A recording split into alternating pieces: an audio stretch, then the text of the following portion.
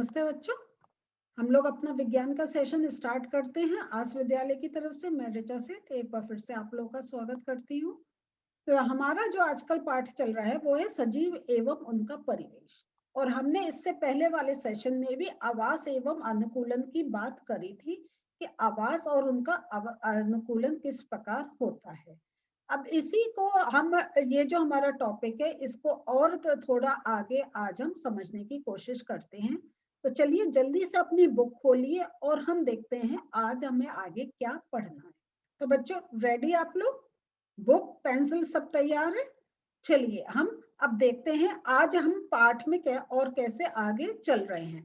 तो अभी तक जो हम लोगों ने देखा कि जो हमारे जो सजीव थे उसमें हमने अलग अलग किस्में देखी और हमने ये भी देखा कि उनकी कुछ विशेष संरचनाएं हैं जो उनको उनके परिवेश में रहने में एक उनको योग्य बनाती हैं, सहायक होती हैं, है ना। ये हम लोगों ने देख लिया। अब हम कह रहे हैं कि ये जो उनकी शारीरिक संरचना है वो वातावरण के एक को उसमें अनुकूल करने में, उसमें एडजस्ट करने में हेल्पफुल होती हैं। तो अब हम देखते हैं अनुकूलन। ये आप देख रहे हैं हम बार बार अनुकूलन की बात कर रहे हैं, तो इसका अगर हम क्या एक पूरा अर्थ निकल रहा है तो इसका है कि जिन विशिष्ट संरचनाओं अथवा ये आप लोग मार्क करते चली जाइए, अंडरलाइन करिए इसको, कि जिन विशेष संरचनाओं अथवा स्वभाव की उपस्थिति किसी पौधे अथवा जंतु को उसके परिवेश में रहने के योग्य बनाती है, अनुकूलन कहते हैं। कि या तो संरचना या उनका स्वभाव। स्वभाव का अर्थ हुआ कि जैसे हमने देखा कि जब हमने ऊंट का एक एग्जाम्पल लिया था, ये देखिए आपके यहाँ पर ही उसको मार्क करा हुआ है हमने कि उसे पसीना कम आता है, उसको मल उसका शुष्क होता है। तो ये उनका एक स्वभाव होता है कि उनका बॉडी कैसे रिस्पॉन्ड कर रहा है। तो ये जब हमारा ये विशिष्ट संरचना, उनका स्वभाव जब किसी परिवेश में रहने के लिए उनको एक बना देता है, उसे हम अनुकूलन कहते हैं। जब वो उसको उनके उस परिवेश में रहने योग्य वो बना देता है। और जो विभिन्न जंतु भिन्न परिवेश के प्रति अलग अलग रूप से वो अनुकूलित होते हैं, कि कोई रेगिस्तान के अनुसार अनुकूलित होता है, कोई आपका प्लेन्स के लिए अनुकूलित होता है, कोई पहाड़ों के लिए अनुकूलित होता है, कोई बहुत ठंड के लिए अनुकूलित होता है। तो ये सबका अपना अपना, जितने जीव है सबका अपना अपना एक वैसी ही शारीरिक संरचना हो जाती है। और अब आप समझ गए के वातावरण के अनुकूलन के लिए। अब हम आवास की बात करें, क्योंकि हमारा जो टाइटल चल रहा है वो आवास एवं अनुकूलन चल रहा है। तो किसी सजीव का वह परिवेश जिसमें वह रहता है उसका आवास कहलाता है। जिस सराउंडिंग में वो रह रहा है, जैसे अगर हम कहें आपका आवास कहाँ है, तो आप अपने घर का एड्रेस देंगे, आप अपने घर का देंगे, आप अपनी गली का देंगे, आप अपने शहर का देंगे, है या नहीं है। तो इसी प्रकार जो अगर कोई जीव जंतु की बात करते हैं, कोई पेड़ पौधों की बात करते हैं, तो वो किस क्षेत्र में है, उसका वातावरण कैसा है, वो उनका आवास होता है। वो पहाड़ी क्षेत्र है, वो समुद्री क्षेत्र है, वो कैसा क्षेत्र है, तो वो हो गया आवास। अब वो आगे देखिए, अपने भोजन, वायु, शरण स्थल एवं अन्य आवश्यकताओं के लिए जीव अपने आवास पर निर्भर करता है।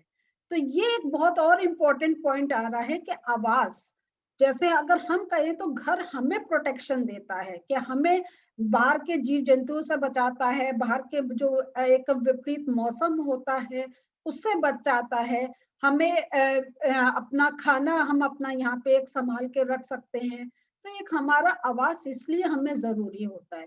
तो इसलिए उसी प्रकार जितने जीव जंतु हैं, पेड़ पौधे हैं, कोई है, तो उनके भोजन, ये मार्क कर लीजिएगा,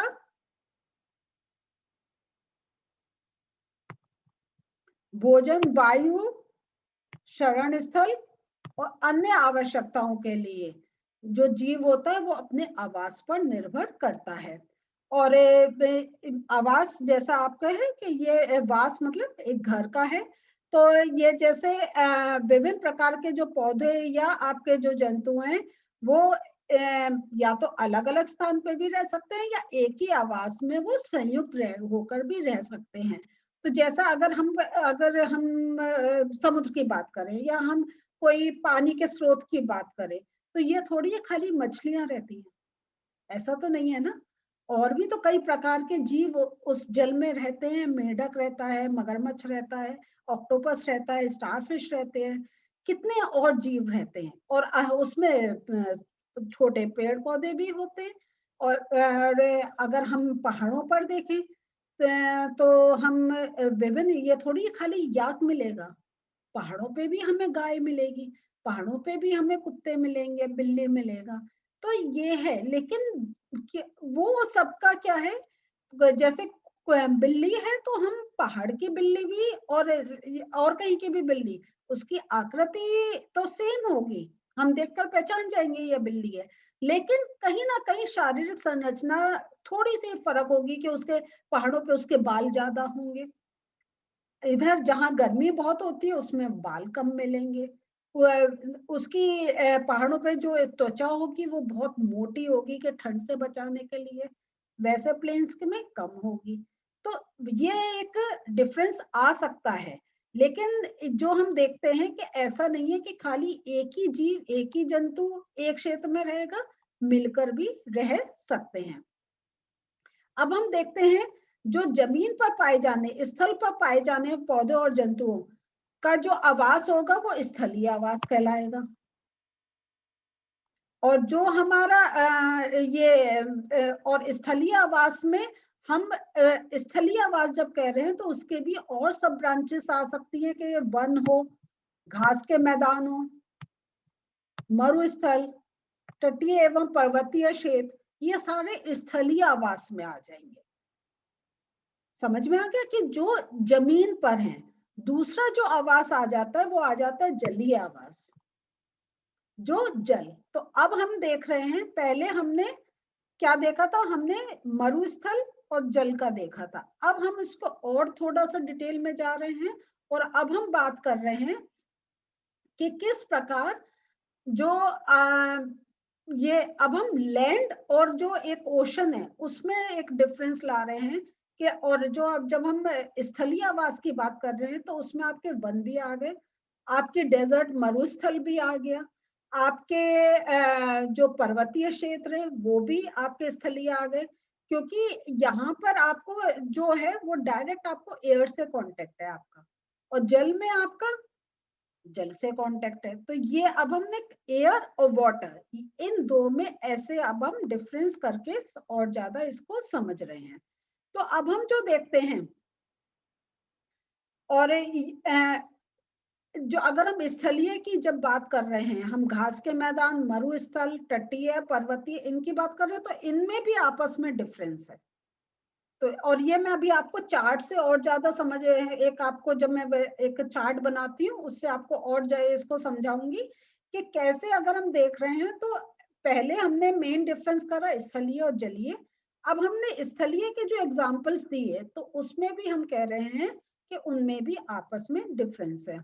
तो किसी आवास में पाए जाने वाले सभी जीव, जैसे कि आपके पौधे और जंतु, ये सारे क्या होते हैं जी, ये जैव घटक होते हैं। ठीक है, तो जैव घटक कौन से हो गए, जो जीव जिनमें आप कहें तो प्राण है ना, जो बढ़ते हैं, जिनमें एक वो उनका भोजन भी चाहिए, उनको रिप्रोडक्शन भी हो रहा है, तो वो सारे आ गए हैं आपके जैव घटक। दूसरे आपके घटक आ जाते हैं अजैव घटक। अजैव घटक में आपका आ गया जैसे ऊष्मा, आपका प्रकाश, सूर्य का जो प्रकाश है, ये आ जाते हैं आपके अजैव घटक में।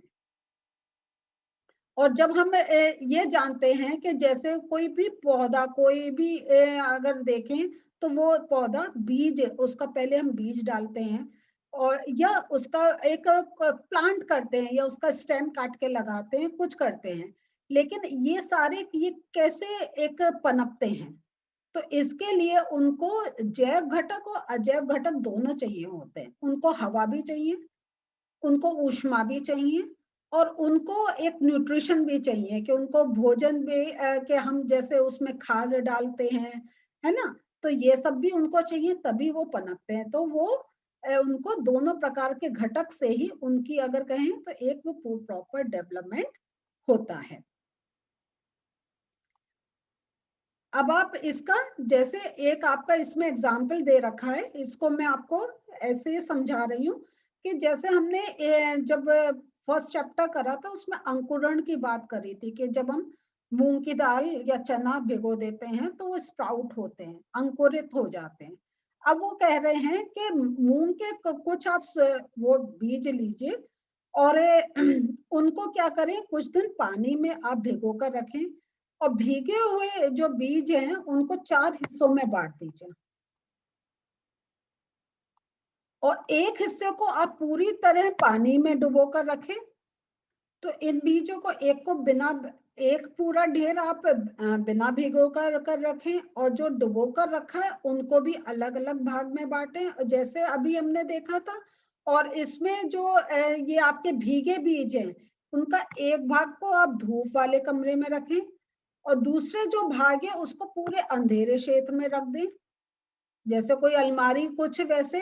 और जो तीसरा जो भाग है उसको आप ठंडे वातावरण में रखें। तो एक बिना भीगे हो गए, एक भीगे जो पूरे सूर्य के प्रकाश में है, एक आपके हो गए जो अंधेरे में है, उनको सूर्य का प्रकाश नहीं मिल रहा, एक बहुत ठंडे में।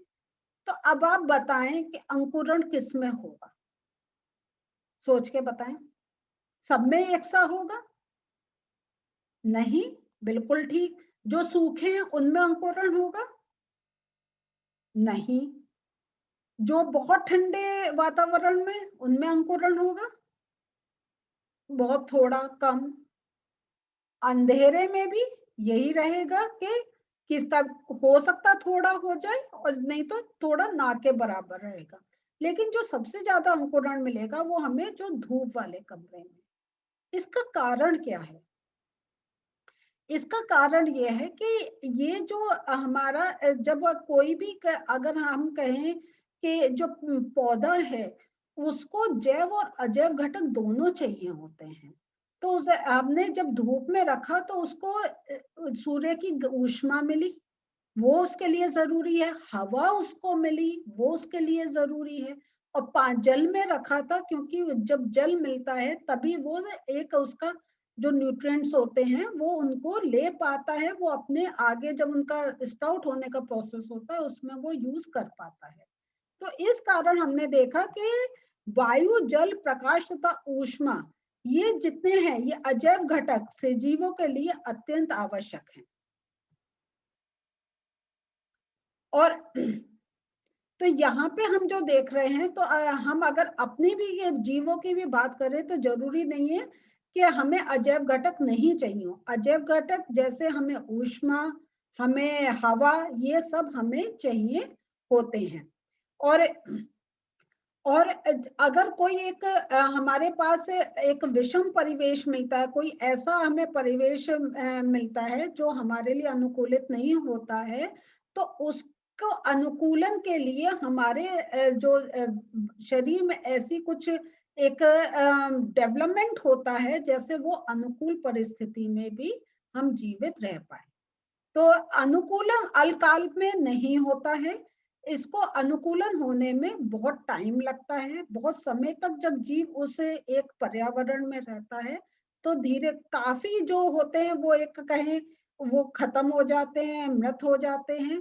धीरे धीरे अनुकूलित होकर ही वो उस परिवेश में उनका शरीर एक अडेप्ट करता है और वो उसमें जीवित रह पाते हैं। तो ये चीज हो गई, हमने देखा कि कैसे जो है जैसे आपके इसमें ये बहुत इंपॉर्टेंट एक चीज और दे रखी है, केवल वे जीव ही जीवित रहते हैं जो अपने आप को बदलते परिवेश के अनुसार अनुकूलित कर लेते हैं।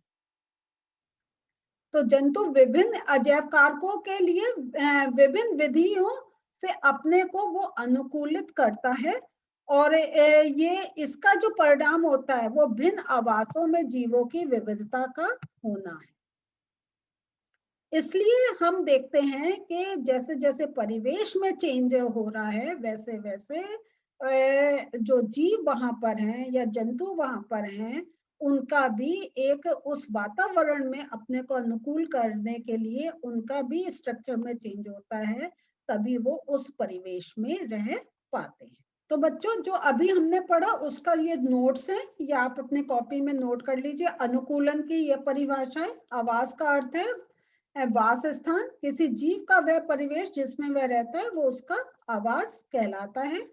आवास के प्रकार क्या होते हैं? स्थलीय आवास और जलीय आवास। स्थलीय आवास के उदाहरण आ गए वन, घास के मैदान, तटीय एवं पर्वतीय क्षेत्र। और जलीय आवास के उदाहरण आ गए जलाशय, दलदल, झील, नदियां एवं समुद्र। तो जो मैं आपको कह रही थी, ये चार्ट से आपको और इजी हो जाएगा। और आवास का अगर देखें तो दो घटक भी होते हैं, जैव घटक और अजैव घटक। जैव घटक के आपके उदाहरण आ गए चट्टान, मिट्टी, वायु, जल। और अजैव घटक के उदाहरण आ गए सूर्य का प्रकाश एवं ऊष्मा। तो ये आप अपने कॉपी में नोट कर लीजिए, तो इससे आपको आसानी होगी। जो हमने अभी उसको वैसे पढ़ा था पैराग्राफ में, अब ये आपके चार्ट के लिए मैं कर दिया, तो आपको आसानी से याद हो जाएगा। तो बच्चों, आज हमने देखा कि कैसे हमें जो जैव अजैव घटक हमारे लिए कितने जरूरी हैं। वो ही एक जीवन, एक अगर कहीं उन्हीं की सहायता से चल रहा है। और विभिन्न परिवेश में जो जितने भी जीव जंतु हैं, वो उस परिवेश के अकॉर्डिंग अपने को उसमें एक ढाल लेते हैं, अपना उसके अकॉर्डिंग अनुकूलन कर लेते हैं। तभी वो उस विषम परिस्थितियों में, बहुत गर्मी में, बहुत ज्यादा पानी में, कम पानी में, के अपने को जीवित रख पाते हैं।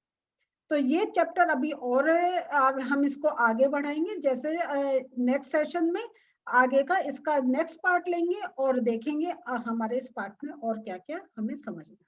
तो अगले सेशन में फिर मिलते हैं। बाय।